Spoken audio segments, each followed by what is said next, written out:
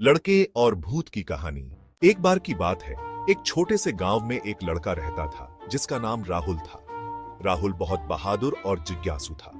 उसे पुरानी और रहस्यमयी जगहों पर घूमना बहुत पसंद था। गांव के पास एक पुराना और सुनसान हवेली था जिसे लोग भूतिया हवेली कहते थे। कहा जाता था कि वहां रात को एक भूत घूमता है।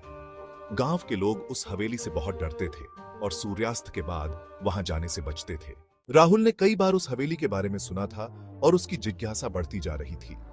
एक दिन उसने ठान लिया कि वह रात में उस हवेली में जाकर देखेगा कि वहां क्या है। रात को जब सभी गांव वाले सो गए, राहुल चुपचाप अपने घर से निकला और हवेली की ओर बढ़ने लगा। चांदनी रात थी और चारों ओर सन्नाटा था। हवेली के पास पहुंचते ही उसे एक अजीब सी ठंडक महसूस होने लगी। हवेली के अंदर पहुंचते ही उसने देखा कि चारों ओर धूल जमी हुई थी और फर्नीचर टूटे फूटे थे। तभी अचानक उसे एक हल्की सी आवाज सुनाई दी, जैसे कोई फुसफुसा रहा हो। राहुल ने हिम्मत करके आवाज की दिशा में कदम बढ़ाया।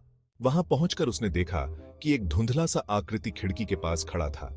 वह आकृति धीरे धीरे राहुल की ओर मुड़ी और बोली, तुम यहां क्या कर रहे हो बच्चे?